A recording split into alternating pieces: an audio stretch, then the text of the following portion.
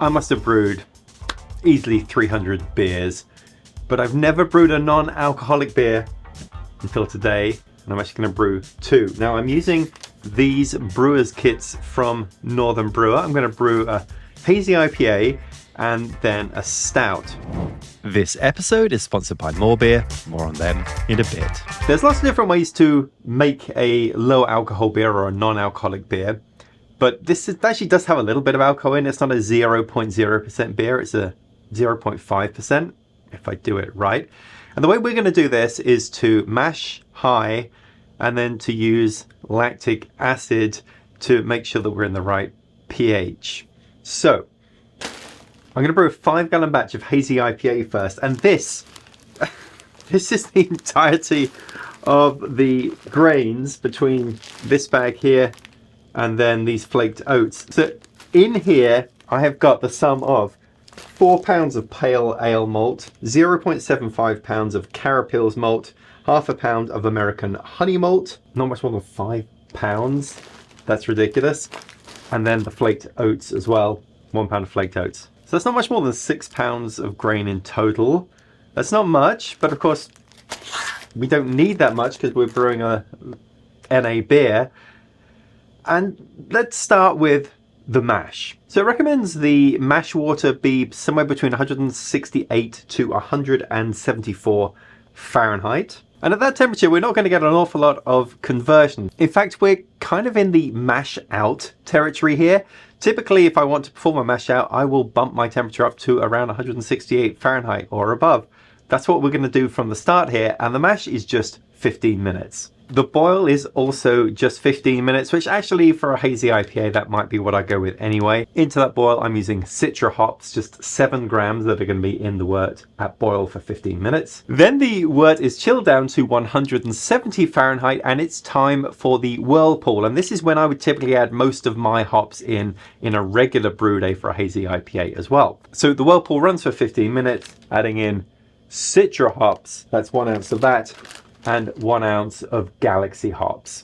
Now, here's the important step with brewing NA beers, measuring and adjusting pH. And we need a pH somewhere below 4.4 and ideally between 3.8 and 4.2 for microbial stability. Now, my pH was at 5.4, but fortunately my kit came with some lactic acid, which it recommended to add a few milliliters at a time, stir, then wait 10 minutes, then take another measurement. Well, I just had to keep on adding lactic acid to get down to a pH of 4.2, but I ended up adding quite a lot, probably like 7 or 8 milliliters, just 1 or 2 milliliters at a time, giving it a good stir. Now, the instructions say not to go above 5 milliliters, but they also say that you need to be at a pH between 3.8 and 4.2. So I kept going until I got 4.2. Now, what's recommended is if you don't want to keep adding lactic acid, that you add phosphoric acid instead. Or in addition to get down, because that is a less strong acid. It is a 10% acid instead of 88%, then it's going to add less of the tart flavor. Didn't have that. The kit only came with lactic acid, so that's what I've used. We'll see if I have a slightly tart New England IPA because of this. But look, there's not much alcohol in here, and microbial stability is the word here, and making this a bit more acidic is going to help protect the beer because it is so low alcohol. Now the yeast, I did wonder about this. Would you use a special yeast for NA beer? I'm just using Windsor yeast. This is Windsor dry yeast. Now, by the end of the brew day, my original gravity was at 1.025, which was 2 points over my target, but not bad. And I fermented at 68 Fahrenheit, 20 Celsius for a couple of weeks. Now, before kegging, I recorded a pH of 4.0 and a final gravity of 1.017. So that's put me at 1% ABV. That's not technically a non-alcoholic beer. I need to get to 0.5% for that. So I'd needed to have diluted with water. But look, I'm just going to sample this beer as is, which I will do because I haven't tried it yet after a quick word from this episode's sponsor, and that's More Beer. More Beer's slogan is absolutely everything for beer making, and it's easy to see why given their selection of over 8,000 products like the Brewbuilt X3 uniconical stainless steel fermenter, or the Comos series of kegerators that give you everything you need to get started with dispensing and serving your home brew. And for quality fermentations, More Beer carries Cellar Science yeast and nutrients. More Beer offer free shipping on most orders over $59, and also be sure to check out their awesome YouTube channel featuring brewing tips, hijinks, and incredible giveaways. Check out everything More Beer has to offer at morebeer.com. Well, here it is. It looks cloudy, which of course it should be. I didn't fine it, obviously, being a hazy, but wouldn't know it's non-alcoholic at this point. As for aroma, remember there's Citra and Galaxy in here, but not a lot. I mean, I think it was 2 ounces in total. It does smell a little bit fruity, but not overly so. Let's give it a try. What I would expect from an NA beer is pretty light in the mouthfeel, and that is not what you'd want from a Hazy IPA. And I think it's very difficult to actually take this style and make it a good example of an NA because of the sort of mouthfeel you'd expect. But yeah, I'm getting some of that fruit from the Citra and the Galaxy, but I'm also getting quite a lot of the base malt taste through this as well.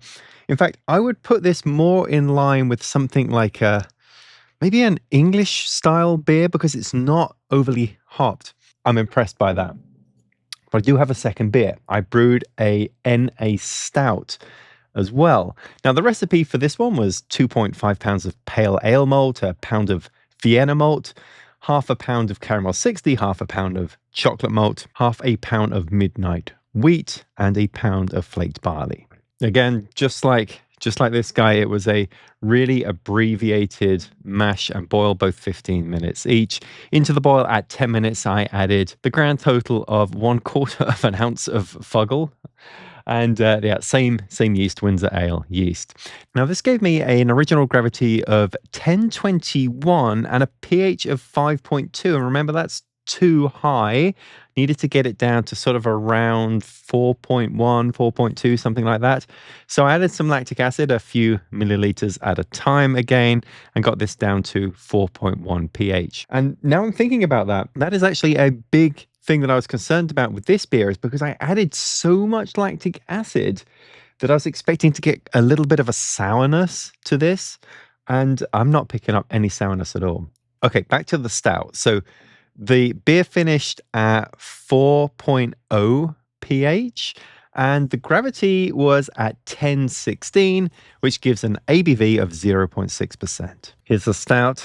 Yes, and unlike the hazy, which is only kind of mildly smelling like a full hazy that maybe, had a ton more hops added to it, this is giving me all of the aromas, that kind of sweet oatmeal aroma that I'd expect to get from a stout. Bottoms up.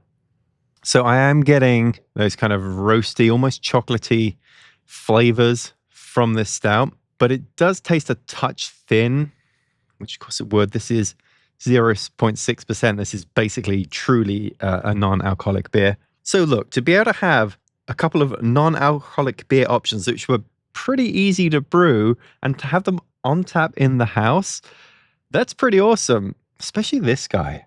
I'm kind of sold. I'm kind of sold on NA homebrewing. I think this is going to be a lot of fun to try some more beer styles like this.